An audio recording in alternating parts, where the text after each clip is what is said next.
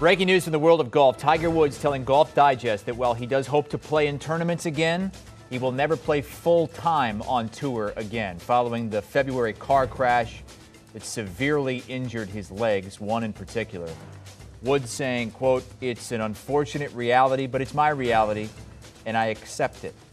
He went on to tell Golf Digest, quote, "After my back fusion, I had to climb Mount Everest one more time. I had to do it, and I did," talking about winning the Masters. "This time around, I don't think I'll have the body to climb Mount Everest, and that's okay. I can still participate in the game of golf. I can still, if my leg gets okay, I can still click off a tournament here or there.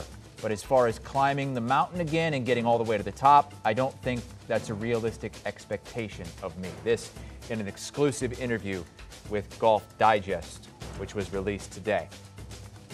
Let's bring in a couple of our golf guys, Kyle Porter and Doug Bell.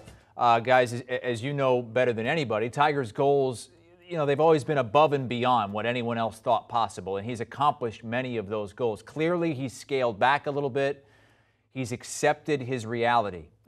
We were having a discussion up in the newsroom, Kyle, about whether this is good news or bad news. Which side do you fall on? Yeah, I don't know if it's either. I think it's surprising news. I think, everybody as the months kind of progress, and especially so, I think about 8 days ago, when Tiger releases that 3-second video that just lights the golf world on fire, people were talking about Augusta, people were talking about the major championships next year. And then Tiger today is like, wait a second, let's pump the brakes a little bit. Not only am I not PGA Tour ready, I don't know that that's ever going to be a realistic outcome for where I'm at right now. And that catches me by surprise a little bit. I think if you take it all the way back to February, it's not super surprising. But based on, just the fact that we haven't heard from him, that everything seemed to be progressing well, and the fact that he releases that swing video, you kind of thought, oh, okay, maybe this could happen. And he kind of ended that talk a little bit by saying, like, hey, this probably is never happening again. And I thought, that should be okay for fans, because I think he seems okay with it, which to me was the good part of that interview, was Tiger saying, hey, I don't have to scale Everest again to have a good life. That to me is the most encouraging thing I heard from him, not only in this interview, but maybe that he's ever said throughout the course of his career. Guys, I'm so encouraged by this news. Again, a couple of weeks ago, Justin Thomas, his confidant, who visits him 2 to 3 times a week, they live in close proximity in the Jupiter area. Justin Thomas came out on social media and said Tiger's making great progress. He's hitting golf balls and he's advancing in his comeback. And I was like, no, wait a second.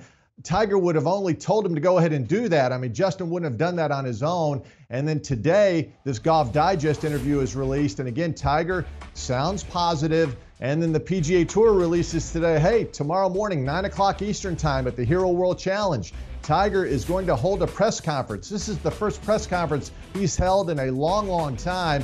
And players like Patrick Reed and Rory McIlroy, who are playing in the Hero World Challenge, they are absolutely pumped that they're going to actually see Tiger Woods. And the story continues that maybe Tiger's not playing in the Hero World Challenge, his event that he's the host, but maybe, just maybe, he'll be on that back range hitting golf balls for everybody to see. So I'm encouraged.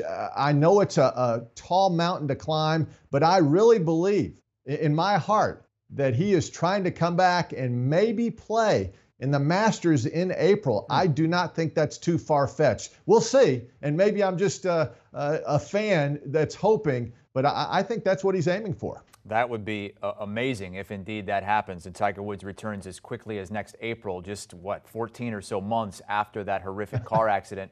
He released the video about a week ago. It was last Sunday, not yesterday, but last week, hitting golf balls, got that sleeve on the badly injured right leg. But he said that he's not even halfway through his recovery at this point. Kyle, we heard what Doug said, that he thinks maybe he could return for the Masters in April. When do you think we'll see him again in tournament action? Yeah, I don't think the Masters in April is totally infeasible, but to me it sounds more like maybe a Masters in April of 2023. Maybe not 2022. I don't think you come back for like the US Open or something like that. honestly, kind of just thinking about this off the top of my head, you know what a cool place for him to return would be the Open Championship next year at St. Andrews. You know, he has obviously held, or that place has been so special to him, has provided all of us with so many memories of him. Obviously, having won there in 2000 and all the records that he's set there, I think that'd be a pretty awesome place to return.